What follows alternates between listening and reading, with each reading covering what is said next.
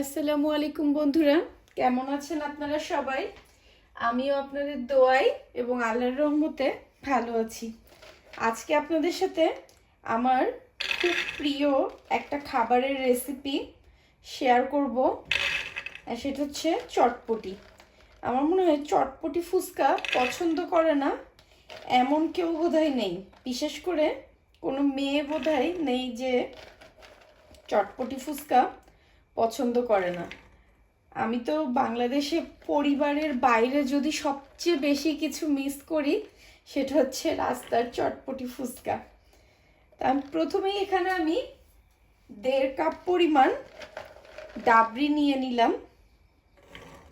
ডাবরিগুলো আমি সারা রাত পানিতে ভিজিয়ে রেখেছিলাম। এখন আমি খুব ভালো করে ধুয়ে পরিষ্কার করে নিয়েছি। আর আমি ডাবরিটা সবসময় প্রেসার কুকারে সিদ্ধ করি, কারণ আমার কাছে মনে হয় যে ডাবরি প্রেসার কুকারে সিদ্ধ করলেই খুব সুন্দর সিদ্ধ হয়। প্রেসার কুকারে প্রথমেই এখানে আমি ডাবরিগুলো প্রথমে দিয়ে দিলাম।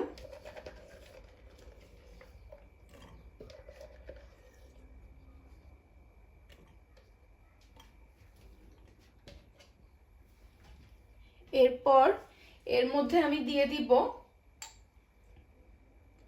1 চা চামচ পরিমাণ রসুন বাটা আর 1 চা চামচ পরিমাণ আদা বাটা, আর দিয়ে দিব 2 টেবিল চামচ পরিমাণ পেঁয়াজ কুচি।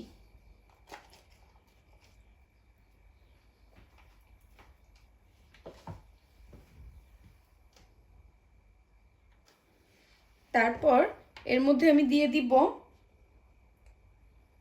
2 চা চামচ পরিমাণ মরিচের গুঁড়া, 1 চা চামচ পরিমাণ জিরা গুঁড়া, 1/2 চা চামচ পরিমাণ হলুদের গুঁড়া, 1/2 চা চামচ পরিমাণ ধনিয়ার গুঁড়া, 1 চা চামচ পরিমাণ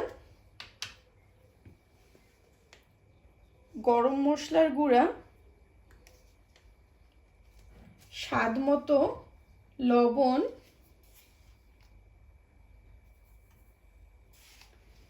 আর দিয়ে দিব 1 টেবিল চামচ পরিমাণ তেল।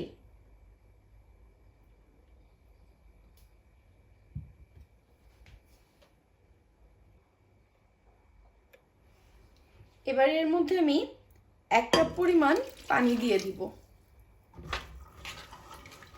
দিয়ে পানি আর ডাবরিটার সাথে সব মশলাগুলো খুব ভালো করে মিক্সড করে দিব।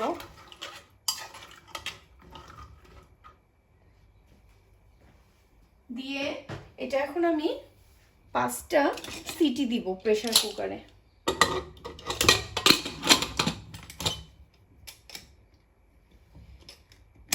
আর ডাবরিটা সিদ্ধ হতে হতে আমি চটপটির জন্য বাকি জিনিসগুলো তৈরি করে নিব।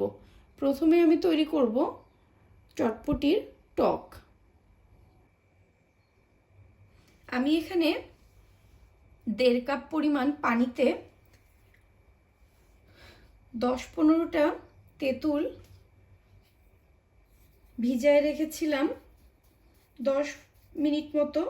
তারপরে আমি তেঁতুলগুলোকে পানির সাথে খুব ভালো করে চটকায় একটা গাঢ় মাড় তৈরি করে নিয়েছি তেঁতুলের। এর মধ্যে এখন আমি লবণ দিয়ে দিব 1/2 চা চামচ পরিমাণ, তারপরে দিয়ে দিব 1/2 চা চামচ পরিমাণ টালা জিরা গুঁড়া, তারপরে দিয়ে দিব চিলি ফ্লেক্স 1/2 চা চামচ পরিমাণ, তারপরে দিব 1.5 চা চামচ পরিমাণ চিনি। আপনারা যদি মিষ্টি মিষ্টি টক পছন্দ না করেন তাহলে চিনিটা দিবেন না। আমার একটু হালকা মিষ্টি টক ভালো লাগে চটপটিতে, তাই এখানে আমি চিনি দিয়ে দিলাম। তারপরে দিয়ে দিব হাফ চা চামচ পরিমাণ বিট লবণ, আর দিয়ে দিব 1 চা চামচ পরিমাণ চটপটির মশলা।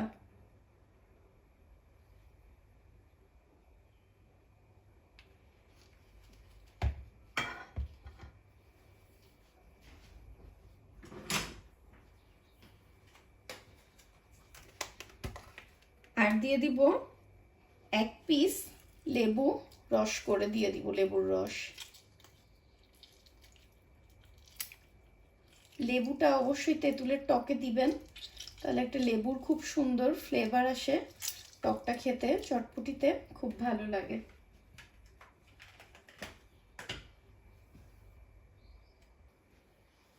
এবার সবকিছু তেঁতুলের রসটার সাথে খুব ভালো করে মিক্সড করে নিব। চিনি আর লবণটা না গলে যাওয়া পর্যন্ত খুব ভালো করে মিশিয়ে নিতে হবে। তৈরি হয়ে গেল আমার মজার তেঁতুলের টক। চটপটির জন্য কিন্তু তেঁতুলের টকটা খুব ইম্পর্টেন্ট। তেঁতুলের টকটা যদি মজা না হয় তাহলে কিন্তু চটপটিটা খেতে ভালো লাগে না।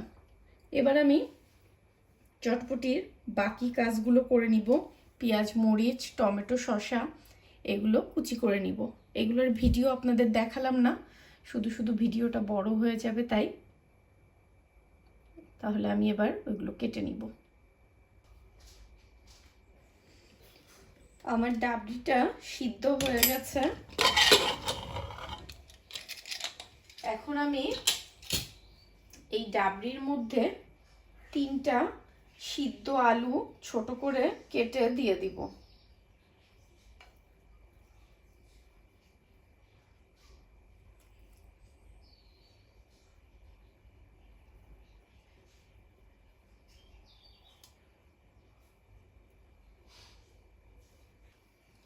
এবার এর মধ্যে আমি 3 চা চামচ পরিমাণ চটপটির মশলা দিয়ে দিব।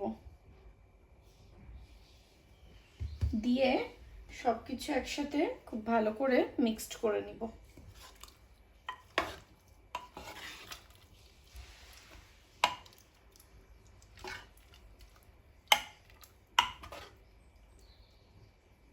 এবার আমি চটপটিটা সব একসাথে রেডি করব।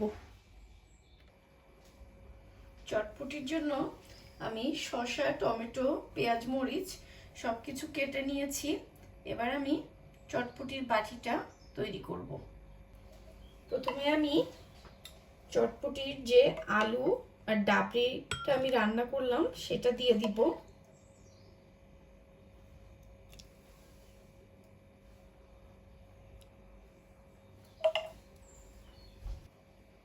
এবার এর উপরে আমি অল্প টমেটো কুচি, অল্প শসার কুচি,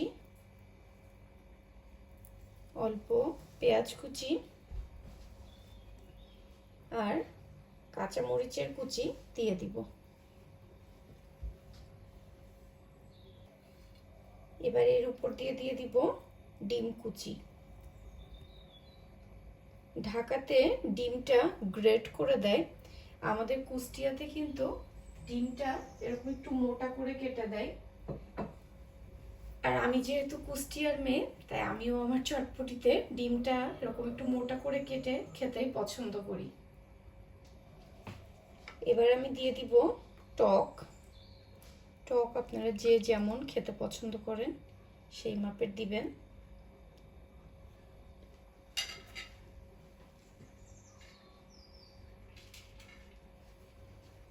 এবার এর উপরে আমি দিয়ে দিব চানাচুর। আমাদের কুষ্টিয়াতে এটাও কিন্তু আলাদা, সবাই চটপটির উপরে ফুচকা দেয়, কিন্তু আমাদের কুষ্টিয়াতে চটপটির উপরে চানাচুর দেয়। আর উপর দিয়ে দিব অল্প চিলি ফ্লেক্স আর চটপটির মশলা। তৈরি হয়ে গেল আমার খুব প্রিয় চটপটি। আশা করি আপনাদের সবার আজকের রেসিপিটা ভালো লেগেছে। আজ তাহলে এখানেই বিদায় নিচ্ছি। সবাই ভালো থাকবেন, আমাদের জন্য দোয়া করবেন। আল্লাহ হাফেজ।